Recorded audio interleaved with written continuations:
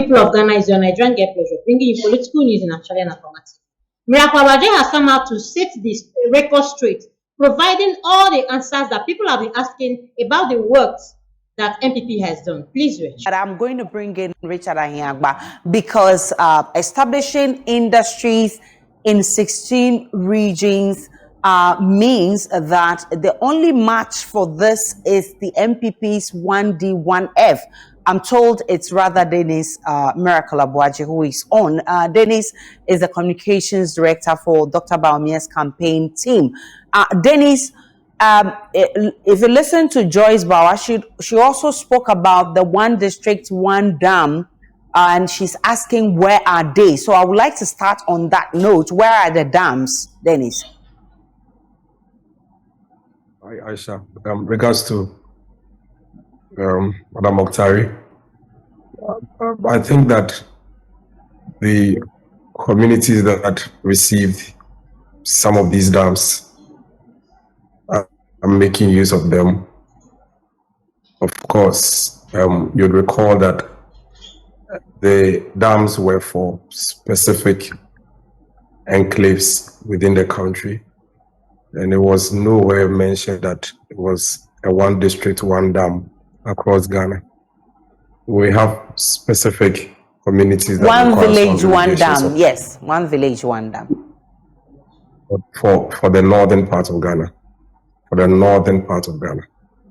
and some dams have been dug for these communities, which they make use of.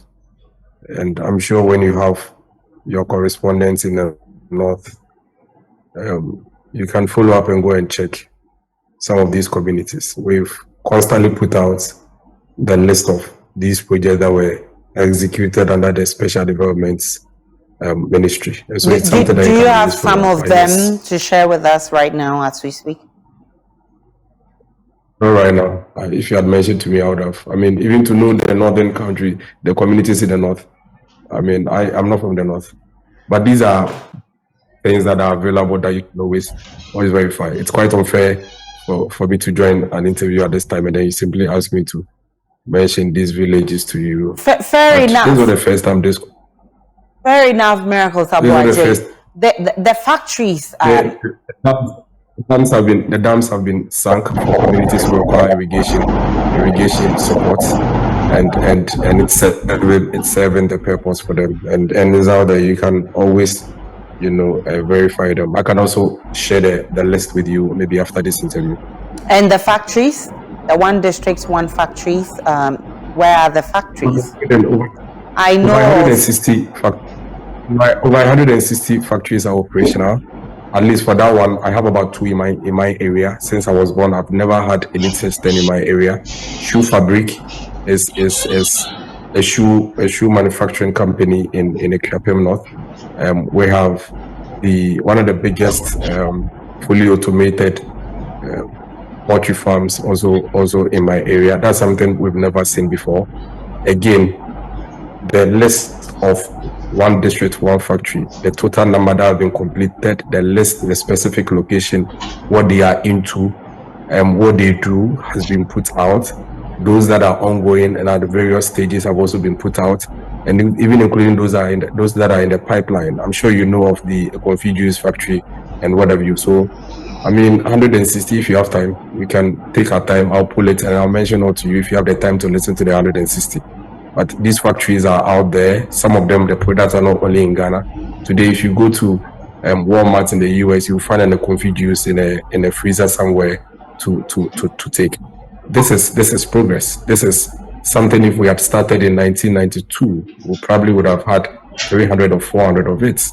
At least now we have 160, with others also ongoing. We build on from there, and that's how you build. That's how you build a nation. If you can point to 160 deliberate factories engineered under a program between government and private sector, that is progress. That is progress. That's a deliberate way to build the industrial nerve of every country. And I'm glad that the NDC finally are coming to terms with that, and they are promising that when they have the chance to ever come back to power, they are going to provide factories for in regions. And I haven't really heard clearly what they say they will do. But at least we have 160 factories that are operational across the country.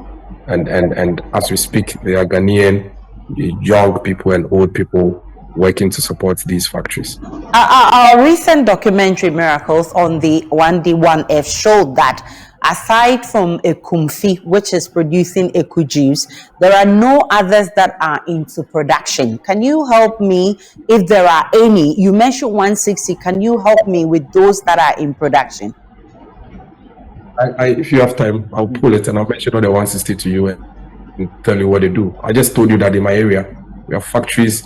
We have shoe fabric that produces shoes. Maybe tomorrow morning I can take you there. It's in a couple, and then you can go and look at. And again, after your documentary, if you require this data and you want to know, you can always request for it. So maybe next time when DISGRACES is calling me, it tells me that Aisha will be asking you for the list of the projects and what they do, and then I'll provide it for you, and they give you the time, and I give you the 160 list. But at least I know in my area, I have a shoe fabric company that is producing shoes.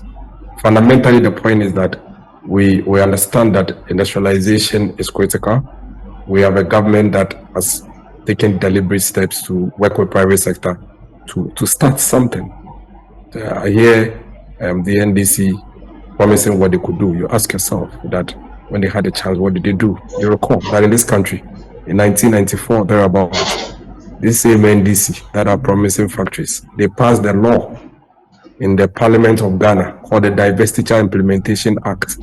That law sets up a committee to sell off all state-owned factories that this country owned. You can imagine if these factories were re-engineered and gone into some public-private partnership to help them to survive, where we'll be today.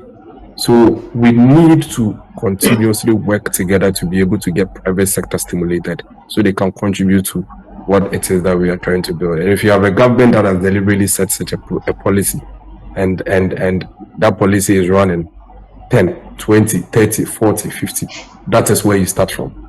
It is better than zero. And we always say 1% is always better than 0%. And that is what it is that we in the MPP believe in. And we are glad that they are seeing some wisdom in that. And today they are promising one region, one factory. The session now for the Ghanaian voter is to look at the two leaders, Dr. Bawumia and John Mahama, which of them they can trust and believe that they will deliver on that promise.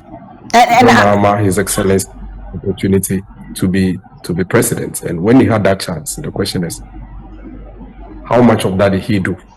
How much of these regions did he provide a factory for? Or did he just realize that it's important? And if he just realized, how much assurance is he giving the Ghanaian people that he is actually going to walk through what it is that he's promising? We can count over 480 promises that he made in the past that he never fulfilled.